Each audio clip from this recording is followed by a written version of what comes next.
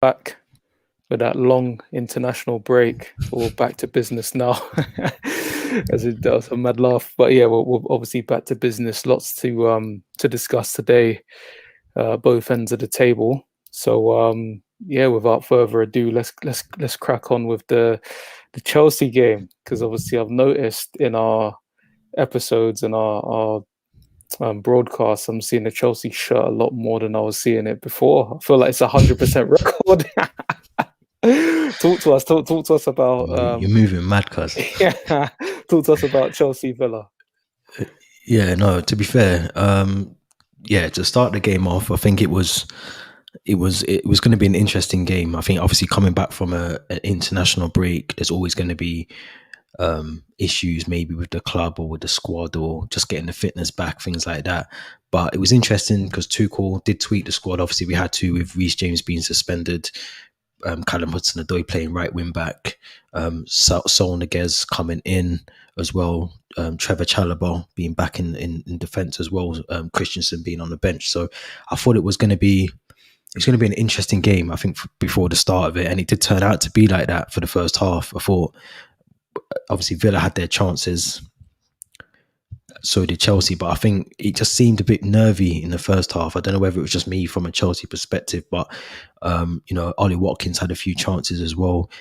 There was a brilliant save from Mendy. I think 2 or 3 brilliant saves from Mendy in the first half, one coming from the corner, and again even during play as well. So I do think Villa had their chances, but I think as well Kovacic was a brilliant. It was good to see him in midfield. He kind of played a more the attacking midfield role in terms of getting the ball forward, setting up Lukaku for the first goal as well. But just to touch on Sol Niguez as well, a lot of people have criticised how he played during the game for the first half, and I think that's just down to a lot of factors. The fact that he's coming to a new league, first game, he hasn't really had time to gel with the team. A lot of the team were away for international break when he was there, and it's a different culture in terms of playing from La Liga into the Premier League as well. So I understand why he got subbed off at half time. It made sense to me bringing on Jorginho, who can kind of have that experience to come into the game because it was open in the midfield. And I think that was one of the things that obviously Tuchel picked up on during the first half, that it was very open. It was easy for Villa to get the ball, into the key areas, which is, because of Mendy, why they didn't score. So it was a good half, a good first half for us. Obviously, like I said, Lukaku getting the first goal, but even the second half, I think changed the things when Jorginho came on, and seeing Kovacic's the second goal, Kovacic just calm as you like, just literally a good goal. But Tucked I it in will there, give, basically. yeah, he did, Yeah. he did. But I think we have to remember as well, Villa were without their key goalkeeper in Martinez as well. But Buendia, I think, was also missing in that game due to COVID and having to isolate Croatia, I think. So they were missing some key players in that game. I thought Danny Ings potentially could have done a bit more. I think there was one chance where I thought, he maybe could have scored. But they were just unfortunate. They had chances, Villa did. So it's one of those games where you think, if they get that goal, they can potentially change the game. But in terms of Chelsea, to go on and score 3 goals in a game where they didn't really look convincing, which from a Chelsea perspective, we just didn't. We didn't look very convincing in the first half. We looked very nervy. So it was good to get the 3 points. If I'm honest, it was good to get 3 points. But there's things in there that you can see Tuchel's still got to work on. Like I said, Sol Niguez coming in, big game for him to come into. It's kind of took me back to Thiago Silva, his debut against West Brom. He got run ragged, and it is going to take time for him. So I think Chelsea fans just need to have that kind of patience with him, because I think he will. I mean, I've watched him for Atletico during the Champions League games more so than La Liga, but he's a good player. He's a good midfielder. He's a good option to have in midfield as well. And I think he will have a good loan spell with us. Maybe again the option to buy as well after that. So I think Chelsea fans have got to be patient with him. But in terms of the game, I thought it was it was a lucky game for Chelsea. I really do. I think we it was one of those games where I think if Villa had scored first, I think we would have been talking about a totally different game. But like I said, Mendy. I'm going to ask you this actually. I want to ask you a question in Mm. terms of Mendy. Um, I was having a discussion offline, and I was talking about Mendy in terms of what he brings to Chelsea, and also the Premier League. When you talk about, I don't want to use the word world class. I think he is world class, but in terms of what makes you a world class goalkeeper, we talk about Alisson and Edison being the two standouts in the Premier League. But do you think Mendy is in that category as a world class goalkeeper? 100%. Because my first question, so I've seen a few debates around that. My first question to anyone doubting that is, what are his obvious weaknesses? Because I don't see many. He's good at catching, good at shot stopping. We saw that yesterday. Like you said, Villa, I think they end up having more shots in the game. Look very More possession impressive. as well, I And think. yeah, you're right. Ings and Watkins, they're not dickheads in it. Like they know how to touch. So he did well, even distribution. And I think we were talking about it last season. I think you pointed it out, and it's something I've seen, which is why I was last season, putting that question, can Chelsea win the Champions League? And obviously they did. He brings a calmness to the back line that it's almost the opposite of what Kepa was doing. Kepa brought lots of panic. He brings so much calmness. He's good on his feet. Um, I don't know. You watch him more than I do. Does he have any, significant weaknesses? I don't think so. I think he's a goalkeeper that reassures the centre backs, reassures the defence. Looks very comfortable on the ball. He's had one or two, and I think if we looked at the best goalkeeper in the world, whether that's Edison, Allison, whoever, they have their moments as well. They have their faults. They have mistakes in them, and I think for the price, I think a lot of people forget we paid 22 million for Mendy. 6 years ago, this guy was unemployed. He's worked his way in. He's got himself a chance at one of the best clubs in Europe at the moment. Um, I think he's world class, and if he's not world class now, he will be. I think he's definitely got the characteristics to be a world class goalkeeper.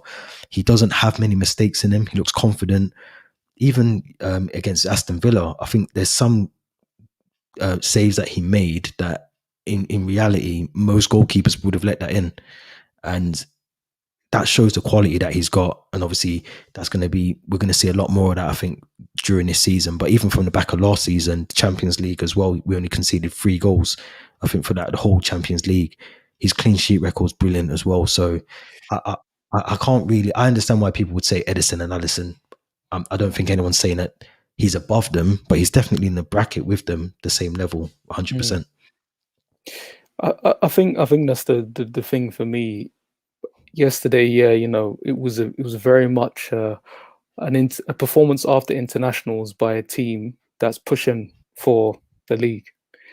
Bit scrappy, bit all over the place, but got the job done. His clean sheet record, you see, conceded 1 goal in the Prem all season. Bearing in mind you played obviously the likes of Liverpool, Villa, who they're no slouches. Um, it's an amazing record, and there's some games he doesn't look like getting beaten. I don't want to compare him to Petr Cech, in that Petr Cech was just one of a kind. And obviously with Mendy, we've got to give him time. He's only had 1 season for Chelsea, but with Petr Cech, I think my point is when he used to play, sometimes I think he's not getting beaten today. Like it's not happening. Do you know what I mean?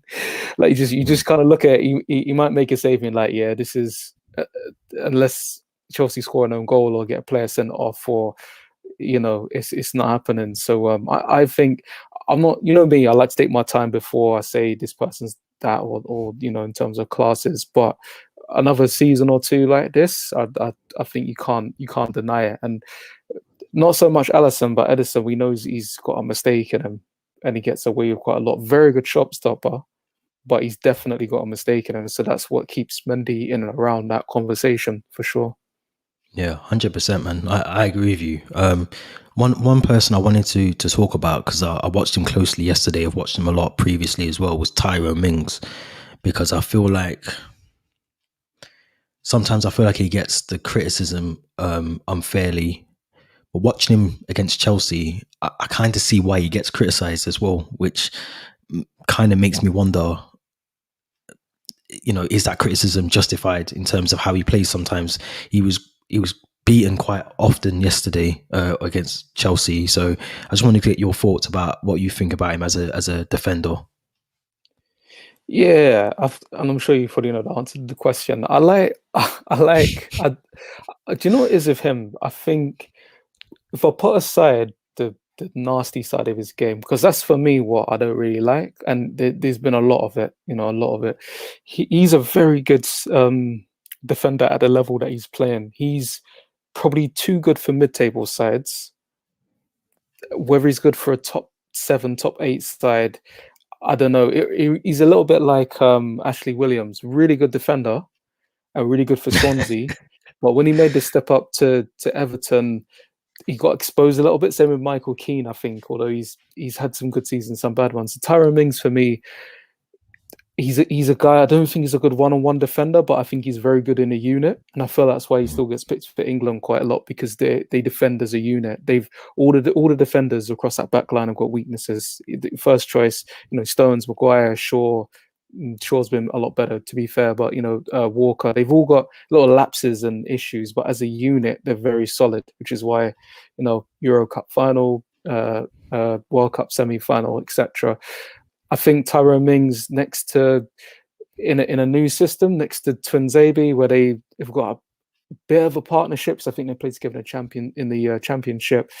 I feel like there can be issues, and that's why I think he's looking a bit shaky. And when he's off form, he's just he looks a lot worse than he is, because a lot of his weaknesses get exposed as well, particularly that one-on-one stuff. So that's what I think. And I think, to be fair, the guys he was coming up against yesterday are the best in the business. So it would be unfair for me to judge him based on that game, because you've got. I really like Ziyech, to be fair. I like Lukaku. I like Havertz. I like Werner, which is, in contrast to most people. They're not a big fan, but all of these guys, they're very good players, very capable. It's when they're going to play the teams around them. If he's still getting exposed to the rest of the season, Villa can have a question that they need to answer, and whether how they adapt the team around him is obviously going to play. But yeah, so to answer your question, I'm not a fan of his persona, but he is a very good defender at the level that I think he will excel at, and no more than that. Yeah. It's going to be interesting. I think more so for Villa. Obviously, they lost Jack Grealish in the summer. They brought in a lot of good players. I thought Leon Bailey coming into the game at Stamford Bridge there was signs of him that obviously he's come back from I think it's a hamstring injury, but there were signs that he's shown in that game that kind of tells me that he's going to play a big part in Villa's season as well. Obviously, Danny Ings, Ollie Watkins as well. Unfortunate against Chelsea, but I think they will grab goals this season. So I think they'll be fine. I think they'll be fine this season. John McGinn played brilliantly as well. Again, he just bosses the midfield. He's one of those players that doesn't stop running. So I think they'll be fine this season. And yeah, in terms of Chelsea, I think Lukaku, another brilliant game. Big game on Tuesday now against Zenit in the Champions League as well. But moving over to another big game. I'll say big game, but it was for Brentford. Their first loss in the Premier League, man, against Brighton. Talk us through the game, Kieran, man. Let us know what happened. So it was a strange game, because Brentford deserved to win. They were all over Brighton. I want to come to Brighton in a moment, because I know obviously I wasn't present for the predictions, because I would have had them a lot higher up than you guys. But yeah, Brentford, the way they played yesterday, they played really nice football, very bright. The way that they're set up works really well. You can tell that they're well drilled. I think it's been held that they had too many changes, and they had a lot of chances. They dominated the game, and I think this is where as a new side, it can go for you or go against you. Either it will go for you when you're, just hitting everything and it's just going in, and your chances they're coming away. But also sometimes if you're a bit too enthusiastic, or you snatch at chances a little bit, or it's a bit too excited. And I felt like it was like that yesterday. I don't think Brighton actually played that well, in my opinion. I didn't watch the whole game, but yeah, I felt like they were just resolute, and they just managed to limit Brentford enough to the point where they didn't have any massively clear-cut chances. Um, I'd be a little bit concerned about Ivan Toney. He does look like he's got goals in him, but he's made a very slow start. And that's one thing that will come to haunt you in games like this, because obviously they're thinking probably Brighton are one of those teams that want to be nicking points off. You need your strikers to to be pulling you out of that. He had a really good chance. I think tried to chip the keeper from about 45 yards out, but he needs to be scoring, because if you're not keeping them out at the other end and teams are picking you apart like this, some of the more experienced teams, you're going to be in trouble. So hopefully you'll be picking up a few. Brighton, like I said, it's a weird one because I've been impressed with them this season. They're on 9 points. They're fourth in the table. So that's something, isn't it? I can't remember who the defeat was against. I think it was one of the big sides. Might have been City actually, but they played all right yesterday. They didn't do anything special. Like I said, they were resolute. They didn't concede loads of chances. They did have more of the possession, and they waited until the right moment, and they took their chance. Trossard's goal, if anyone that hasn't seen it, really good goal. And to have that composure, and this is what I was saying about Brentford, they didn't have as much composure as they needed to. Just nice on edge of the box, just whipped it around. I think it's 2 minutes into injury time. Lovely goal. I don't think it was deserved based on chances, but that's what you got to do. And I think with Brighton, I know we spoke before and said they could go down eventually. I don't think it will happen this season, only on the basis that they only lost one player, and it wasn't their best player. But teams will cotton on. They'll see teams in the top 8. They'll see your Basumas and Trossards, and McAllister's a very good player. They've got a couple of guys at the back as well. Your Lewis Dunks and that could get picked off by sides in the top half of the table. So it's at that point I thought they may be in trouble, but they did enough really. I was going to ask you about Brentford, just kind of overall. So obviously, like you say, first defeat of the season. Where does that leave them, do you think, with a result like that? I think it's early. I think it's early in the season. They've started it really well, in my opinion. I think they've got. I think they're 10th at the moment. They've won one, drawn two, lost one, 5 points. I do agree to an extent with your comments about Ivan Toney. I think he has to start scoring, but I think with 4 games in, it's obviously a lot more difficult for him from perhaps scoring in the Championship. In the Premiership, it's a totally different ball game. I go back to sort of a Jermaine Beckford when he was at Leeds and then came up to Everton, I think, as well. And he sort of started pretty well and then dipped off, and it just didn't work for him. But I think Ivan Toney's a totally different player. I think he will get goals. I think he'll. Not just him, but I think Brentford are a team that, for me, I can see them staying up this season. I don't see them in a relegation battle. I look at Brighton and I see them in a relegation battle more than I probably see Brentford, for the reasons that I know we've spoke on here before, that they create a lot of chances, but they don't actually take their chances. And they were quite lucky yesterday to even get 3 points. It was literally, end of the game, Trossard gets a brilliant goal, but it's luck, and they're riding their luck at the moment. Can they ride that all season? I don't think so. But I look at Brentford. I think they've got enough about them to stay up this season 100%. I've got no sort of issues with them. But I think Ivan Toney will start scoring. I think he's just finding his feet in the Premier League.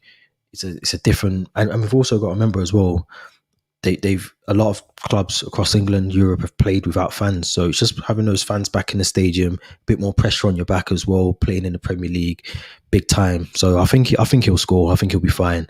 I think Brentford will be as well. I think Brighton at the moment they're riding high. I think they're fifth now, three wins, one loss. But can they sustain that all season? I don't think so, and I don't think anyone was expecting them to either. But I agree with you in terms of, they have got some players that might get picked off, like you just mentioned, Lewis Dunk as well. I think if they was to go down, Tariq Lamptey, when he comes back into that squad, would be one of the first who will be picked out, because I think he's a brilliant player. And I think obviously he's had a injury-plagued season last season. But I think if they was to go down, those kind of players, Lewis Dunk and even like a Lamptey, they'd be the first ones to be picked off. So I think they've got to be careful. I think, they're a team that kind of rode that luck a lot at the moment, Brighton, and I feel like at some point you can only do that for so long in the Premier League. Eventually it's going to come back to haunt you. So I think Brighton, this might be the season that we potentially see them go down. Yeah, I just can't agree with you on that. I just think all the points you're making, I think definitely at some point in the next couple of years, especially Graham Potter, I don't see saying a long term, because I think another team will give him a chance. I can see if it doesn't work out at Everton with Rafa, like him going there or something, like that, even, like a Spurs again. I'm sure we'll come on to them, but I think when I look at the team, I look at the players that they've got a lot of Premier League experience mixed with some really good talents. Obviously, they had Lallana that started in midfield yesterday, who is a really good player and seems to have got some fitness. Whatever people think about Welbeck, he's a seasoned Premier League player. He's still banged, and a player that I'm not. You know how I feel about strikers that miss too many chances. About Moufe, I think he's got into double figures the last 2 seasons off the top of my head. He's got 9 or 10. It's not bad. I think for them, it's that there's only, like you said, so long you can ride your luck, and they do miss a lot of chances as well. But I think they've got enough. I feel like they'll stay up comfortably. I don't even see them. When I think of like your Newcastle, Southampton, Norwich, I don't think they're going to be mixing with those clubs, and they're beating the teams around them. The game they lost was to Everton, but the teams around them, they're beating them all home and away.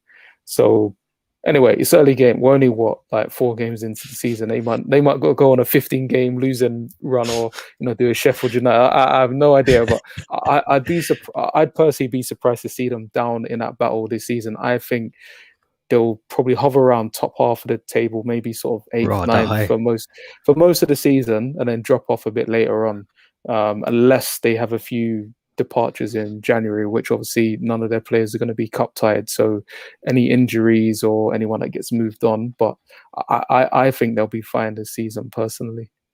It'd be interesting, because I think obviously you've got the likes of Tottenham below them, Everton, Leicester, Palace, Villa, Arsenal. Even at Wolverhampton, you look at them kind of teams, and you kind of see, I look at them and I can see them picking up a lot more points than Brighton over the season. Even West Ham, I don't think I just mentioned them as well. I think they've got to be careful. I hear what you're saying, but I think they've got to be careful, because I think it's going to be a tough season by the looks of it already. Just looking at the table now, 2 points. I know we're 4 games in, but 2 points from 7th separates the 1st to the 7th. So from United to West Ham, there's 2 points in it already, and it's very tight. There's three clubs at the top already on 10 points, all on the same amount of goal difference as well. So I think it's going to be a tight one. I don't think they're going to have it easy this season. I really don't. And it's going to be interesting, like you mentioned, obviously, if they don't lose any of their key players in the next window in January, then maybe so. But it's only going to take a club to come in, get a Lewis Dunk or someone like that, and they're in a bit of trouble then. So we'll have to see. But an interesting game. A London. I don't know if I can call it a London derby. I suppose I can. But it is North versus South, and we know what happens in that. Whenever that happens in London, you get me. Yeah, I'm trying to stay political, but yeah, no, I think obviously, Crystal Palace, Spurs, brilliant game. Patrick Vieira, ex-Arsenal, beating Spurs. I'm sure he enjoyed it more than anyone. But yeah, I just wanted to touch on that game because I think it was a brilliant game in terms of the way that Palace set up and started the game as well. They started with a lot of conviction, and they used the ball well. I think that was the thing that I noticed with Crystal Palace, that they actually did what they needed to do. Not in terms of, they retained the possession. They just dominated the game. They just dominated it. I'm not even going to try and sugarcoat it. Actually, I'm trying to sugarcoat it, but they just dominated the game from start to end. They were just a better team on the day, and even looking at Spurs, the lineup, I just didn't know where they were going to get any goals from in that game. Son being missing was obviously very clear and evident to see. Mm. I know they lost Eric Dyer early in the game as well, but even just looking at Spurs, Emerson Royale, again, I'm going to probably use the same sort of excuse, if I can call it that, what I use for Sal Niguez. First game in the Premier League, a lot to take in, but it just didn't seem like he was aware of what was happening. Spurs looked like they just played Europa League conference football on the Thursday and were told to play the 12:30 game on Saturday. That's what it looked like, actually, and it kind of yeah. Look, Jesse, shout out Jesse. I don't know where he is. I think he's on holiday, innit? On gardening leave. But man, put in an annual leave request. But Spurs got put in the jerk pan. No, I agree with it. They did. They literally did. They got put in the jerk pan because they were just poor, man. They were just poor in all departments on the pitch, and like I said before, it was evident. Obviously, Son for me is their best player. People talk about Harry Kane, but Son's the one that makes things happen. And you look at Harry Kane now, and he looks like a player that doesn't want to be at Spurs. It's evident to see. It's clear to see. But I'm not going to take anything away from Palace because I thought they played, like I said before, they battered Spurs. They played the better football. Zaha was on form. Conor Gallagher was on form. Tyreek Mitchell was on form. Like there's nothing bad you can say about Palace. Even when Spurs had 11 men, they were the better team, Palace. I'm going to talk about that now, actually. I thought Tantanga, up until the red card, I thought he was probably one of Spurs' best players. I thought he was one of the best players for Spurs. I think it was silly getting involved with Zaha. He didn't need to do that, but then rightfully so, they both got booked, and you move on from that. But then a couple of minutes later, to come on and then do something to do that challenge after that you've just been booked is stupid. So yeah, rightfully so, you got to walk for that. But in terms of Edouard, anyone that said that he can't do it in the Premier League, you need to just hold the big L for that, because he came in and he showed people that he's not just about Scottish football. He's a brilliant. I mean, this is why Leicester as well. I think Leicester last season we're interested in signing him as well. But he's going to be a massive signing for Palace, a really big signing. I think he's going to be that piece of the puzzle that they've been missing up front. Benteke obviously hasn't done it for them, which you'd expect him to be able to do that now, the time that he's been at the club, but he hasn't done that. So I think Edouard coming in was brilliant as well. So I'll get your thoughts, man. What did you think on the game? Yeah, I'll start with Tottenham, because when I saw the team sheet, I was quite concerned. I like Tanganga. I think he's going to be a good player. I'm not sure about him at centre back. I think he's better at fullback, for the reasons that he got sent off as well. I think his game's not quite there, but I think he's very good. I think he had I can't remember one of the games that he had, one of the big games last season, played very well at right back. Emerson, I'm never a fan of bringing people in for their derbies against bringing in people for their debuts in derbies. I think Ever and Vidic taught me that more than anything. So I kind of saw that, and then just like I don't know. I just looked at the front line. Obviously, you got the Harry Kane situation. They were missing Son. Winks hasn't been informed for a long time, and then he lost Dia. But again, it's a tricky one. I feel like Spurs' performances up until this game were a bit of a smokescreen at times. They weren't playing anything like majorly attractive to suggest that they should have got 3 out of 3. I think they've done well, but that's you're always going to get that. And I think with Nuno, these were a lot of the time the games that he might have struggled with Wolves, where he's playing against a team that maybe should be beaten, but you can't use the regular tactics that he's used before. Um, and I just think their bench as well. I know again they're missing maybe a couple of players, but you kind of look at the bench and you think there's nobody really on there apart from Ndombele who they're not playing. Where you're like worried, like you think if you can get the better of them, then it's all good, and that's what Palace did. And the complete opposite with Palace. Like I look at their team, I'm excited. I know Jesse and obviously quite a few other people, talking about the Palace side. If you can get the right players in, playing in their best positions, then you've got something there, and they've got options from the bench. I mean, imagine you're bringing on Edward. You're starting Mm, Benteke, who's yeah, still pretty decent, but you're bringing them on. It's really good. And I think one pivotal change that's been really helpful is bringing Coyote back into centre mid. Because obviously he played most of last season as a centre back. I feel like I really want to see that partnership between Anderson and Gue. But it's looking like a solid team where you're thinking again, they're not going to be anywhere near relegation from my perspective. They've got a lot of new players in there, but their spine, or most of it anyway, is still reasonably solid. You look at Benteke, Kayute, Guita, even some of the players around that. Obviously Zaha, MacArthur, Mitchell, Ward. You got my Milo, I can never pronounce his name, but Milo, who's obviously come on and Milivojevic. gone in. Yeah, he's coming. So Mm. I quite like it. Conor Gallagher. I'm going to ask you about him actually because I'm hearing he had a blinder yesterday. Obviously as a Chelsea loanee, how did you find his performance yesterday? Superb, superb. I think he's, and I'm not just saying that because he's from the Chelsea academy, but I think even looking at when he was at West Brom and now at Palace as well, I think he's one of those players that he looks comfortable, confident on the ball. And I think when you've got someone like that in the team, that's just going to ooze out into the other players as well. And he's not scared as well. That's why I watched him when I watched him yesterday. He's not scared to take players on. He's not scared to take shots.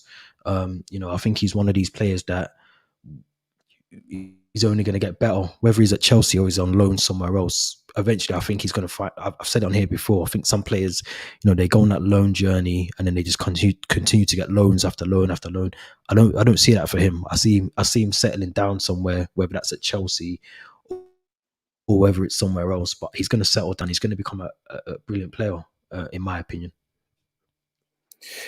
Yeah, I really hope to see that because what's great. I hope he goes back to Chelsea at the end of the season. As you can see, Jesse was saying he's man of the match there, so obviously he must have had a blinder. I didn't watch the full game, watch the highlights, but him, Billy Gilmore, Kovacic, he's not particularly old. He's still got some good, like his best years in him.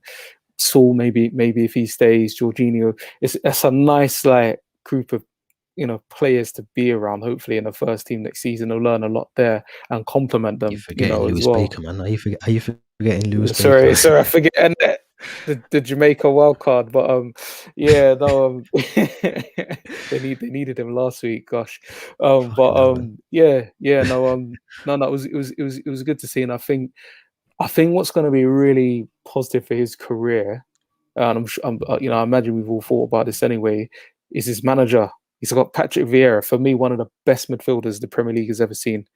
It's just perfect, absolutely. T Dot's nephew, it's perfect. That's what you want.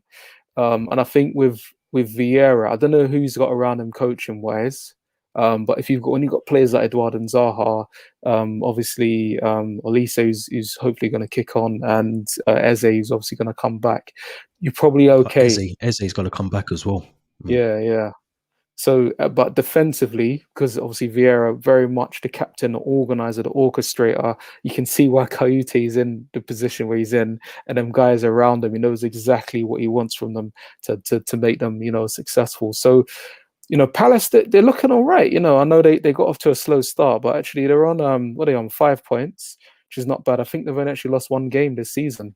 Is that right? Yeah, one game they've lost this season. So they're an interesting one. They can go either way, but looking at their sides and the experience they've got with the fresh blood and fresh ideas, this could be an exciting season for them. A really exciting season for them.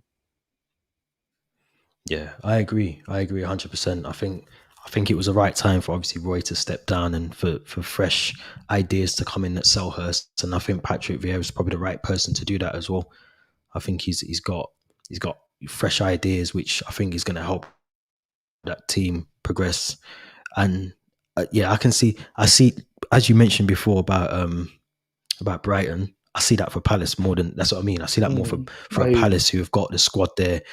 They've got the ideas there. They've looked like they've got the right manager in charge there as well.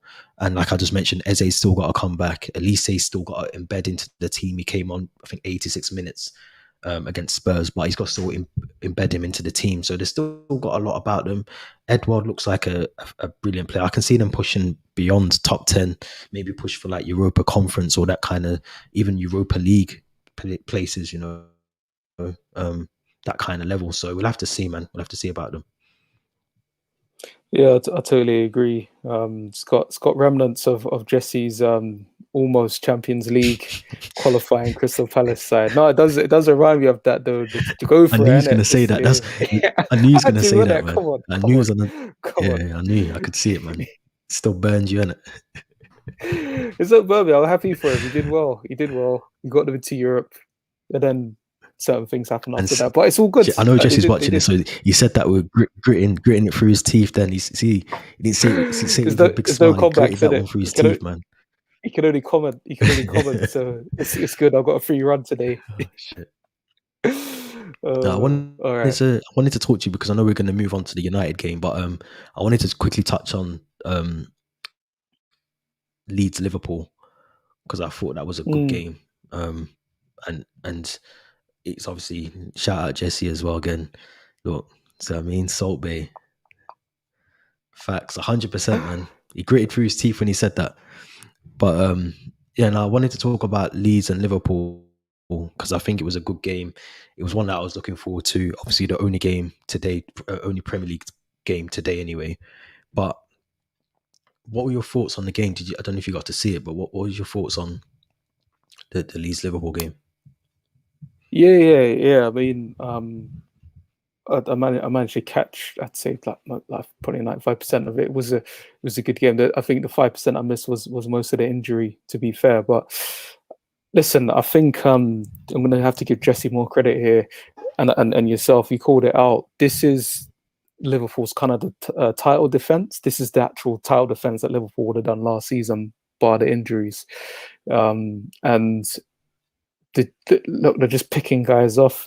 We were saying before, Leeds, the way that they play against teams like Liverpool, United. I'm gonna throw Chelsea in there. City's a weird one because sometimes you can beat them, like sometimes you don't. But you're gonna get smashed. And they could have won today. They did have chances to win, and I think they had. I think you were saying they had more shots, more possession by the end, but just you can't play that opening. And Mane had a lot of chances today as well. Like I know Leeds could have won. Yeah, exactly. Jesse said it could have finished 6 or 7. Like it really like Mane, the keeper's made a few good saves. They've gotten done by set pieces again. Um, Liverpool, they weren't great at the back, but they were good enough. Like Leeds are always going to make chances, always going to get lots of chances against you because they're the only team that can play that kind of football at that kind of pace in the Prem at the moment. They're out Liverpool in Liverpool. Do you know what I mean? So, but yeah, I don't know. I think it was the right result. I'm gonna let you talk about the red card, but what was your thoughts on the game overall as well?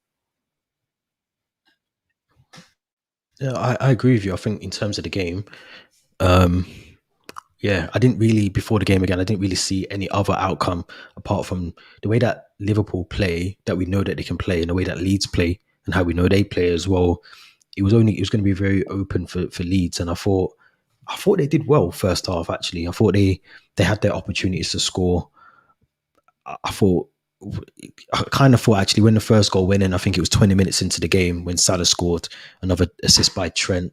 I thought floodgates might open here. Mane did have a lot of chances before he finally got his goal. But I think it's going to be tricky for Leeds this season because a lot of teams have obviously sussed out how they play, in That's my it. opinion. And I think when they go to even at Ellen Road, away or home, doesn't really matter. But when they play against Leeds, they know that they like to press, they like to do that counter attacking,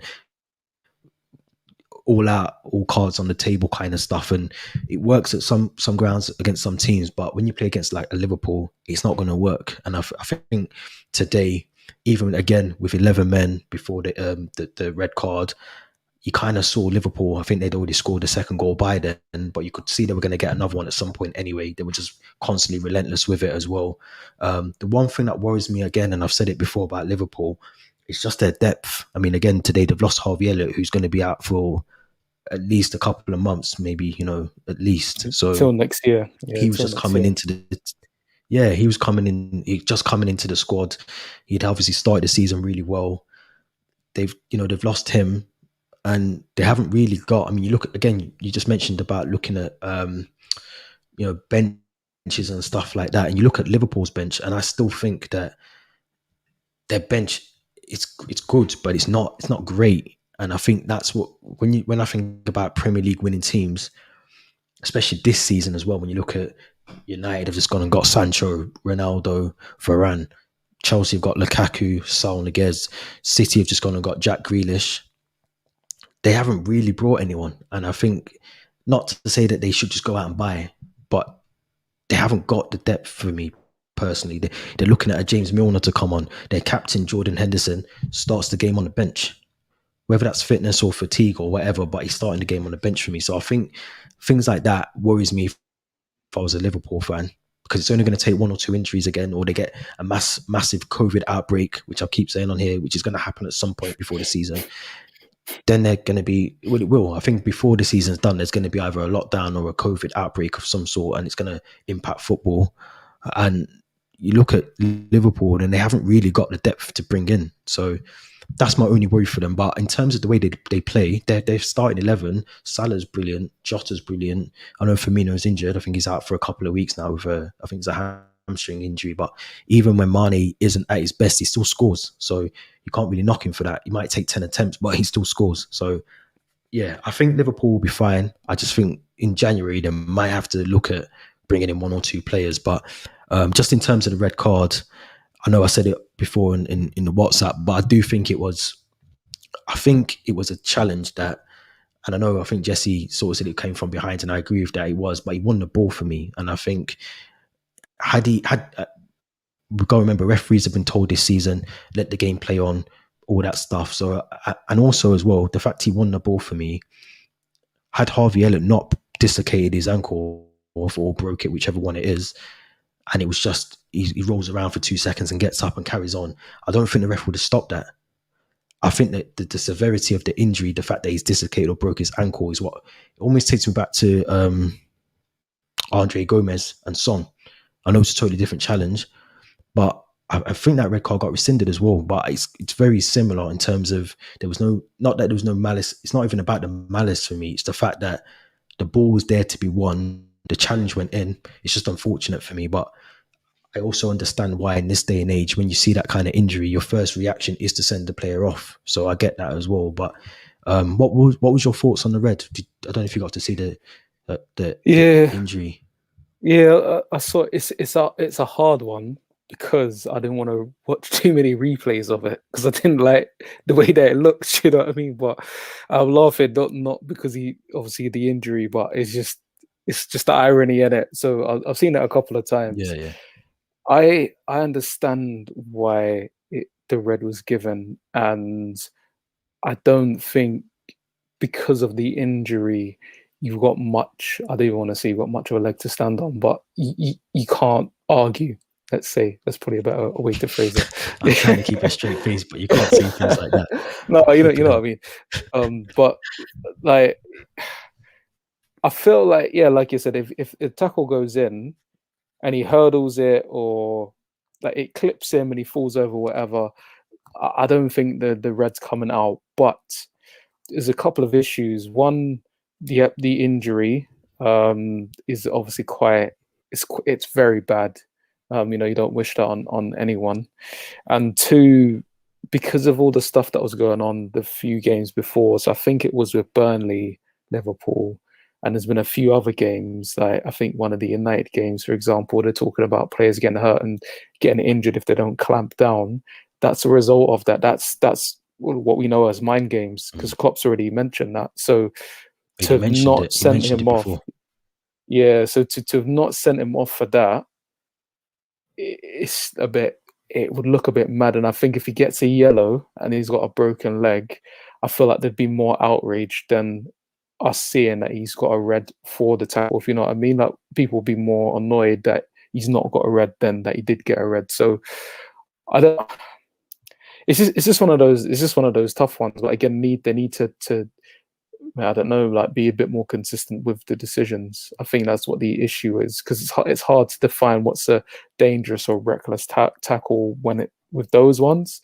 But obviously the player's legs, was it? Mm. It's probably a red card for like dangerous. I can't remember what the phrasing is, but it's endangering, welfare or whatever it is. So I can understand, because someone's broke Mm. their leg in it, so you can't argue against that. But yeah, it's a shame. It's a shame. Obviously, hopefully he comes back as quickly as possible. I don't see him. Don't see him back until the new year. He might be done for the season, because it reminds me, the way his leg was looking, it reminded me a little bit of Luke Shaw's one, which wasn't a foul, by the way, and that's what I mean about consistency. But yeah, it's a bit of a mad one. So I think Luke Shaw's is a bit different though, but I hear what you're saying. But I think yeah, it's more his ankle. I don't think it was the leg. I mean, I haven't read up on it, so I might be wrong. But it looked like a dislocated ankle, but I might be wrong. Or it might be a leg break with a dislocation of an ankle. Might be the yeah, both of it them. just look it So look it looked yeah, mad. obviously speed. Yeah, 100%. Obviously, like we don't want to see that for any player or anyone, regardless of whatever. But um, yeah, it was a bit of a mad one, but nonetheless, Liverpool still went on to win, and I'm sure they'll Bit of business. be glad that they got the 3 points. They're joint top now as well. So um, let's take it to to Old Trafford, OT. CR7 Oh, homecoming, homecoming. homecoming, Yeah. man. I know you celebrated the goals, man. You can't even lie and say you didn't, but I know you did. The CR7 goals, man. Yes, it's the boy, in it, the boy from the hood, but not really. No, no, I mean, see, Jesse's really hyped. Do you know what it was? That's what Kieran done when he scored. That's what Kieran done. He went Soo You lot, in the room. I are know he did, mad. man. I know. But go You on. lot are really mad. I mean, look, in terms of the goal, I don't think there's many people that wouldn't have had a smile on their face anyway. And obviously for me, like the connection, because obviously I remember his first game against Bolton, his first goals, etc. It's great, to see him do that. And I think because of the goals that he scored, the poacher's goal, which I think quite rightly pointed out, I can't remember which Twitter account. I think it's at United Analytic. He broke it down into why it was such a good goal. Because when you look at Greenwood taking the shot, it's not the best shot, and the keeper should be doing better. But Ronaldo makes sure he's onside and he's there. That's the hallmarks of, obviously we know what kind of player is, but at 36, it's still great finishing. And the second goal as well, the touch, and a lot of people criticize the keeper. I think it's a really good finish. I don't. You shouldn't be getting beaten through your legs as a goalkeeper, but it's so accurate and fast. And I feel when you've not like played in goal, sometimes you don't realize that when a ball comes that quickly, like towards your feet, when you expect it to go top corner or down to the side, you can get caught out by that. So I think it's a really good finish, and he played well. To be fair, like it was reminiscent of when Ibra came to United, and obviously Ibra scored again today actually, but yeah, he's done really well. Obviously, there's going to be a bit of a honeymoon period. He's probably going to do well for the first few games, and then the real test will start. It is only Newcastle. I can say that because I think we've all said that Newcastle are in a lot of trouble, and they played okay yesterday, but that scoreline shouldn't surprise anyone, both before the game on paper and they're giving a performance. Got to shout out obviously the two other goals because they were actually the better goals of the game. Fernandez's rocket into the top corner, and he's a guy that can do that. I come on here and I say lots about him. I don't think he's a very good footballer in terms of the way that he's involved in the general play, but he can do things like that. He can score, he can assist. He's got good energy, good leadership, and that was a top goal. I don't think anyone could take it away. But I think actually the best goal of the game was the last one. The movement off the ball, the balls through, the step over. You've got Van der Beek who's pulling players away, Lingard's touch, him moving across, him scoring. And I'm going to have to give myself a pat on the back because that's why you stay. That's why you don't go to West Ham, because you're going to get chances like that. Whether that happens for the rest of the season, I don't know. But I think he knows that he's going to get game time. He's been promised that, and that was a smart little finish. It's the same goals he was scoring for West Ham. Last thing I want to point out before I forget, Pogba. Again, no one's talking about him because obviously CR7 and rightly so, but he's got 7 assists in 4 games and he's played centre mid in that game. Do you know what I mean? But we ain't hearing it. Man got 7. Man got a couple of assists. He's there with I think it was Burner Boy, wasn't it? Doing his thing afterwards. Listen, this is light work for this guy. Light work. Yeah. I don't ever want to hear any slander, no comparisons to anybody else. He is one of, if not the best midfielder in midfielders in the world at this time. He's definitely top 3, top 2. But I'm gonna pause it there. Soon as needs to come outside. I'm gonna pause it there. What about you? I know I've covered a lot, Cuz, but watching that game, what impressed you the most? Yeah, a lot of what you said, well, everything you said, I agree with. First of all, Pogba,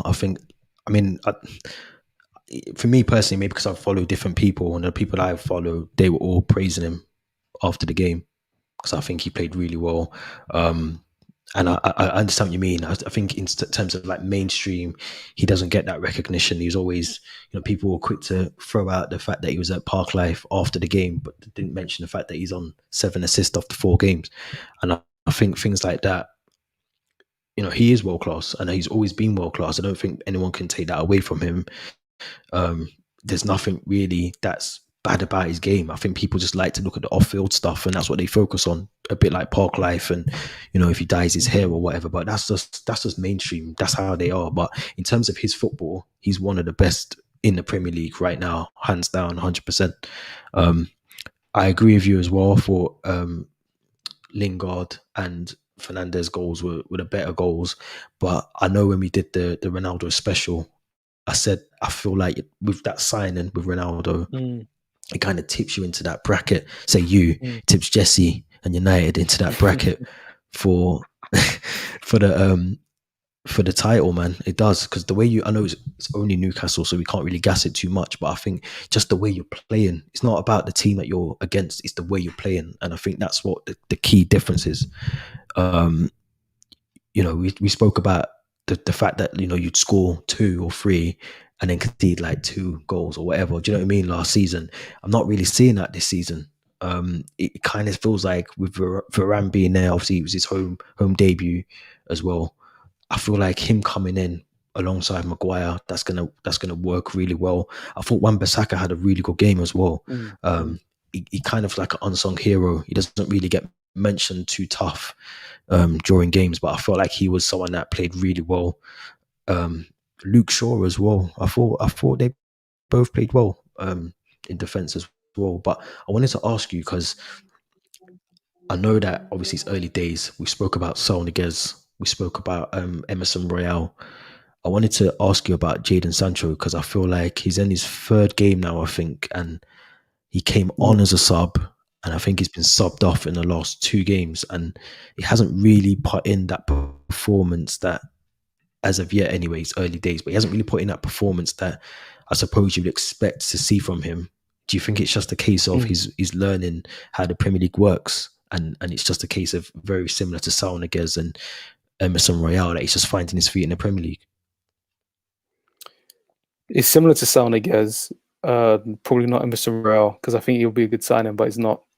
But I know what you mean. I think it's very similar to like a Havertz or even like a Jorginho, for example, where he firstly, I think there's a few issues with fitness as well because although he didn't play much at the Euros, he didn't really have much of a break. And then the signing obviously was at that point, but he's had his holiday, come back, etc.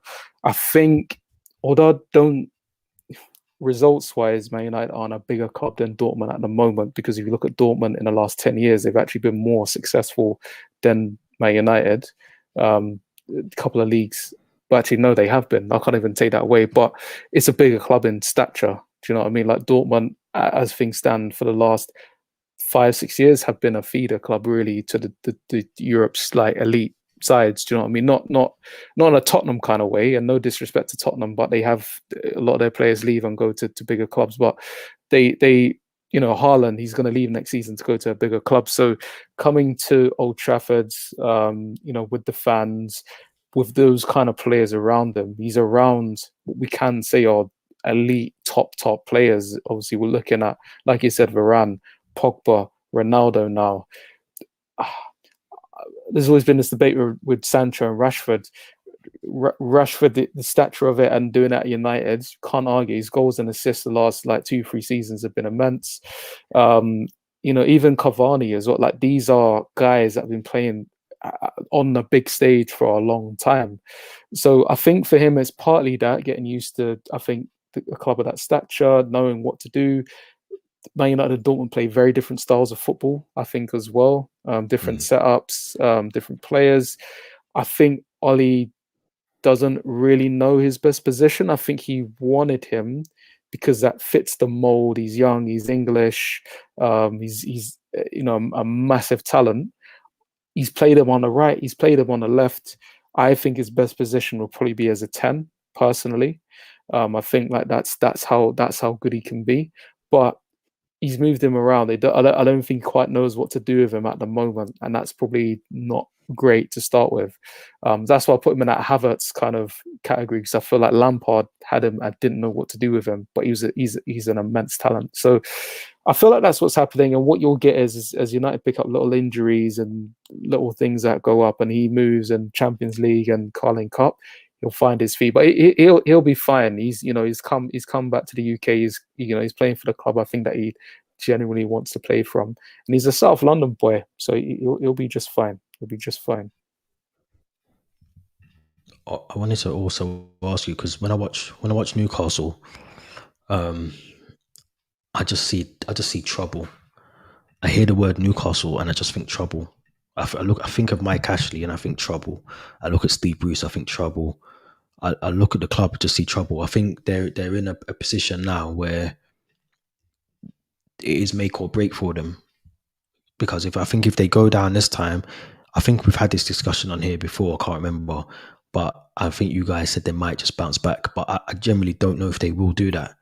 I know Mike Ashley has been trying to sell the club and this and that, but I just look at them and um, yeah, exactly. Like without Wilson, who's a big player for them, in a way kept them up last season as well.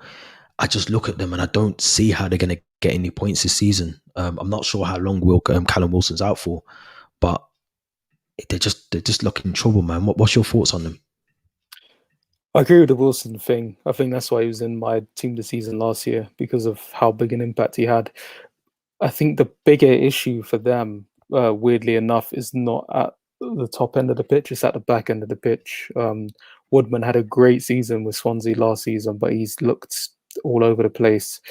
Defensively, they didn't bring anything in, which they desperately needed. They desperately needed to make some kind of signing at the back, and they just did not do that.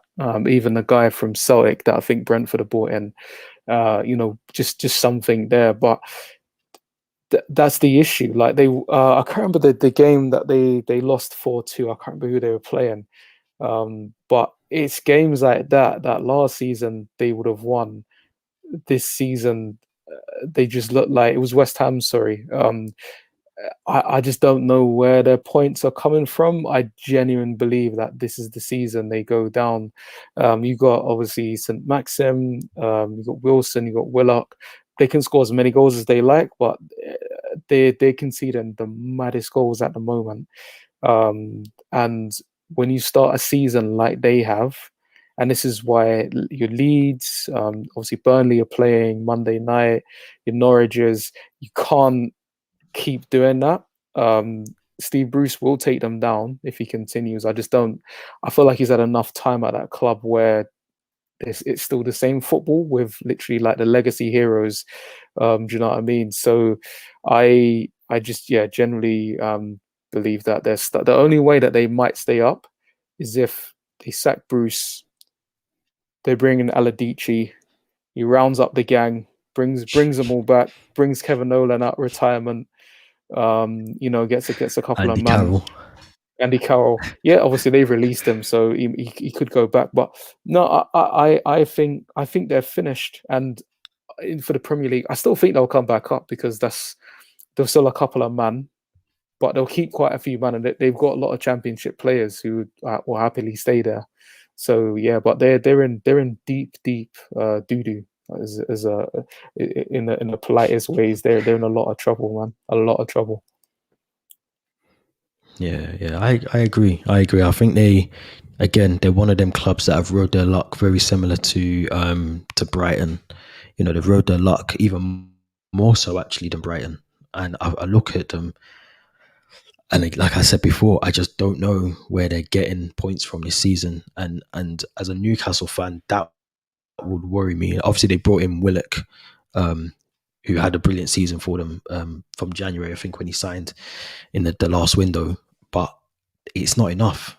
And Wilson's a brilliant player, but you've hit the nail on the head. I think if they keep leaking goals at the back, it doesn't matter how many they're scoring. They could score 3 and concede 4, score 1 and concede 2. It doesn't matter. At the end of the day, they're scoring, but they're dropping points every game. So I look at them and I do see a lot of trouble. I think there's more off-field stuff as well, which is having a massive impact on the club at the moment. I think there's obviously tension between Steve Bruce and Mike Ashley. I was listening to one of their press conferences, I think on Friday, and it just sounded completely nuts. Like it was just, you could see Steve Bruce was pissed off. He didn't want to be there. And I think that's obviously now having an impact on the way that the players are playing. So it's probably more of a matter of time. I think personally for me, if I was the owner, I'd probably look at sacking him, bringing someone else in if they want to try and stay in the Premier League. My opinion, but I think Steve Bruce has done what he can. But yeah, I just think they've got to do change, man. They've got to have change in there. And it's a shame as well because Willock going there, in a way, He's sold a is dream. probably the right move for him. Yeah, it's the right move for him. But if they go down, then I feel sorry for him because I know he's not a championship player, if that makes sense. And hopefully a 100. club would come in and sign him because I think he's a Premiership player. But I just think he's gone there. He's been sold this dream, like you just said. But I just feel like, I don't know. And it goes back to my thing that I said on the last episode around Jesse Lingard. If you know you're potentially not going to play at Arsenal, then why wouldn't you sign for Newcastle? Because you know you're getting Yeah, games. So yeah. do you know what I mean? I understand that, but yeah, crazy times at Newcastle, man. But we rounded off the Premier League. We want to do our quick roundup of the Football League because I know that's where your heart is these days, Kieran, That's where in it's the, at. the, That's the where it's at. English Football League. Yeah, Yeah, 100. I hear Yeah, you. just But what games? yeah, a quick shout out really. So obviously I've been following a few sides. The two I'm gonna the three I'm gonna focus on today quickly is Lincoln. So obviously we had Jordan McCann who works with the academy on last season, but they got a resounding when they won 5-2 this weekend. So please go check out their goals. I think you can get them on the Sky Sports YouTube channel. But now, you know what, my team this season, because I think we watched them last year a little bit. Forest Green Rovers, they got a scrappy 1-0 win, but they narrowly missed out, as I was saying before, last season. But they're top of the table. They got 1-0 win. They lost the game, I think, in the international break, but they're very good to watch. Lots of fun, lots of goals. They concede as well. It looks like, I reckon, they're gonna go up. I'm looking at the other teams around them. I'm not seeing anyone where they should be worried. There aren't any sort of big boys down there. But unfortunately, at the other end, a more local side, Sutton United, in the Football League for the first time. They look like they're struggling. They've got one win all season. Luckily, the league is quite tight, so a couple of wins can drag them up the table. They've got a game in hand as well. But here's to hoping that they'll push on. They've had a few late losses, but they're doing all right. They're above a former Premier League team in Oldham at the moment. So again, I'll keep you all posted with how they're going. But yeah, if you want a team to watch outside the Prem, go check out Forest Green Rovers. Yeah, I wanted to touch on a few games that I got to watch as well. Um, I thought Birmingham City played really well against Derby Friday Oh night. yeah, It was a good game, really good game to watch. Obviously, Troy Deeney's there now, so he came on, I think, second half. That's a really good sign, and I think for Birmingham, they're currently yeah. seventh in the league. So obviously, their aim this season is to push on and try and get their promotion back into the Premier League. But I look at Derby. Well, the two teams around that area, Derby and Nottingham Forest, who played Mm. Cardiff as well. Obviously, Chris Hughton, his job's on the line. I think John Terry's He's in under line to immense take his pressure. job, unfortunately. Always. Yeah, so I think I think John Terry's lined up to take the helms there. But yeah, I think those two clubs there, Derby, Nottingham Forest, they're just struggling in that league. Whether it's down, I mean, obviously Chris Hughton's an experienced manager. We've seen what he's done at Brighton as well. He should, for me personally, he should never have been sacked from there. But that's another story for another day. But yeah, in terms of Derby, I look at them and I think this is going to end bad for Wayne Rooney. I It always think, was. yeah, I think it's a job that was obviously too big for him to take on at the time that he took it on. We knew that anyway. There's a lot more candidates that were probably better than him to take that job on. But another team I wanted to talk about because they're flying high in the championship at the moment, Coventry. Coventry City is Mm. sixth in the league Mm. and they beat Middlesbrough on Saturday 2-0, comfortable win. Yeah, they're flying high. They're one of my dark horses to get the playoffs. I don't think they'll get Mm. automatic, but I think they might. If they carry on playing how they're playing now, they'll be my dark horses to get into the playoffs, potentially get back into the Premier League. I'd love to see that. Same. My Bring final back the, one. the shout out to Darren Huckabee and Dion Dublin and them, man, innit? I was going to say Stephen Agrizovic, them the Oh, goalkeeper. let's go back. Let's go back. Oh. Yeah, but yeah, my final one, which I thought was really good game, was Bolton. I don't know Mm. if you got to see that, but that was Seen a the that was a very highlights. interesting game. Ended 5-2 to Bolton. They were playing Ipswich away from home.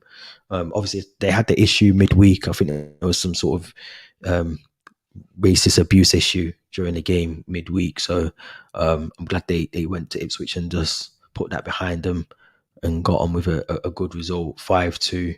Again, they're third in League One, so I feel like they're pushing on. That's going to be a difficult league because Sunderland's in there, Wigan's in there. Obviously, shout out Wimbledon as well, MK Dons. Yeah. So it's going to be a tough.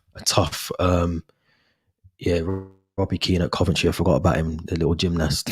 But he, he- yeah, he used to love a quick cartwheel. But yeah, in terms of Bolton, Wigan, Sunderland, Wimbledon, Some strong MK teams. Dons are in Yeah. that league as well. So it's going to be interesting. I think there's 3 points that separates MK Dons who are fifth with Sunderland who are top. So interesting as well. And my final, I know I said that was my final one, but I've got to out them out Mm. because obviously it's what I'll do on here. Leighton Orient 4-0, brilliant win against Oldham. So yeah, Leighton Orient, the third in the league. You know, they've kind of cemented themselves in the football league now from playing in National League. They look like they're going to be doing a little thing this season as well. So, like Kira mentioned, they're the teams that you should be following, but also the teams that I mentioned, try and follow them as well. And yeah, Jesse's just said there, Sutton beat Stevenage 2-1, so big them up. I think you mentioned Sutton before Yeah, I as did. You well. know, I was saying it was good for them to get the win, but and it was well needed because they have been struggling, but hopefully they'll feel their way through, and yeah, they just need to survive this season, I think, and get some foundations. But yeah, look, there's obviously a lot going on football league wise, especially league. I think League One, just yeah, it's tight. Like even I think there's a couple other teams up to like first and seventh. I think 3 points. So yeah, definitely yeah, keep an eye on that. But in terms of today, yeah, some very exciting games. We're hoping that there'll be a few more shocks because the big boys have done what we've expected them to do as well. But probably what we saying, Palace probably performance of the weekend. It's 100%. yeah, 100%. pretty I impressive. don't think before the game, I don't think people would have had Palace playing the way they did Nah. against Spurs. So they got to be team of the week, man. Yeah, definitely. So obviously, yeah, thank you for joining us. Of course, you can follow us at the PTTW podcast on Twitter and Instagram. Follow us on YouTube, subscribe, all of that stuff. Come join us. You know, Premier League, Football League, European League, whatever. We're up for all of it. But yeah, thank you for watching and listening.